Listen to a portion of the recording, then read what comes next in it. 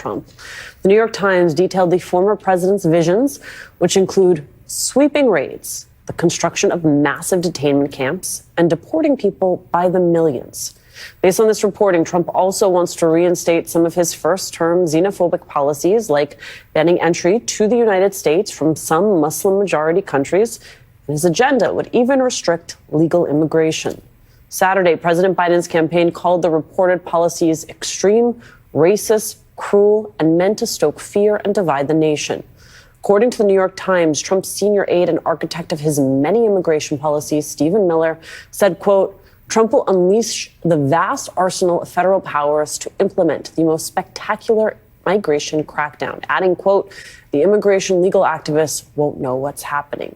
We have one of those activists with us now, Krish O'Mara Vignarajah, president and CEO of the Lutheran Immigration and Refugee Services. She served as policy director for Michelle Obama. Krish, first, let's set the stakes here for migrants in America, for asylum seekers, for the very fabric of this nation, if these proposals were to be put into place.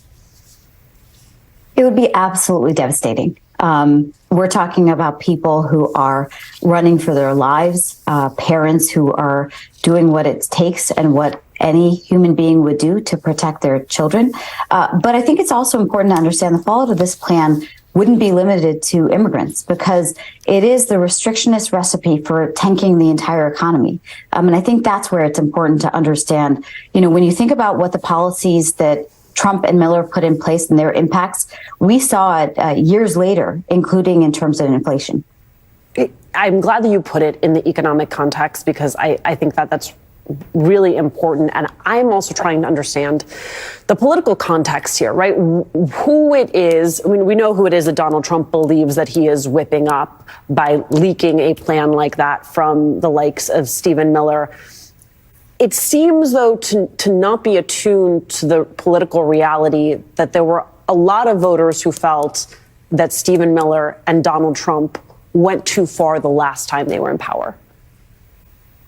That's exactly right. And the agenda that they've laid out, most recently in the Times article, reads like it's straight out of the dictator's playbook, where, due process, common decency is just a footnote. And I think that's where it's important to understand that what they're designing would bypass Congress. And that's because the Trump campaign knows there's no popular support for the kind of authoritarian crackdown they've laid out.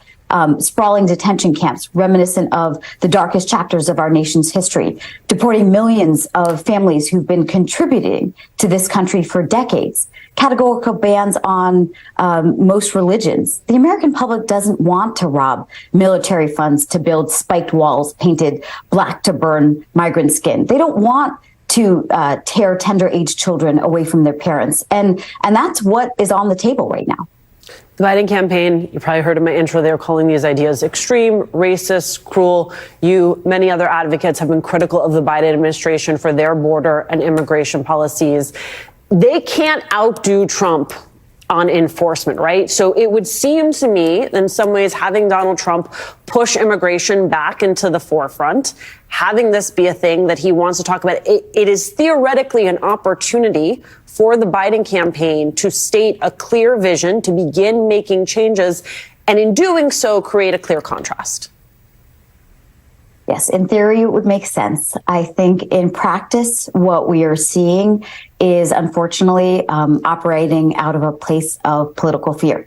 And that's where the Biden administration needs to set up a stark contrast, tale of two visions. Does the administration want to be out there explaining how immigration is who we are as a nation, that it's important to our economy, that it's a matter of national security?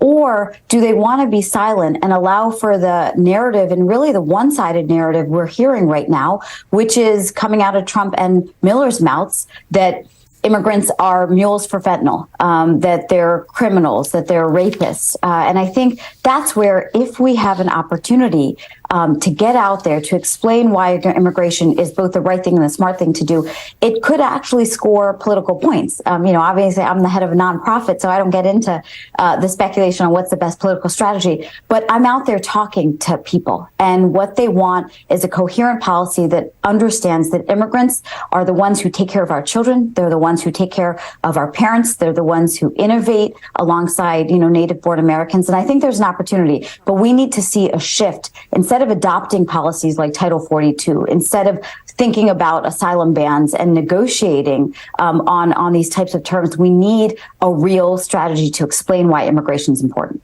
And to the point that you're making, in as much as Donald Trump may not ultimately be the nominee, he's still moving other Republicans in the field in his direction. Krish O'Mara Vignarajah, as always, thank you so much for your time.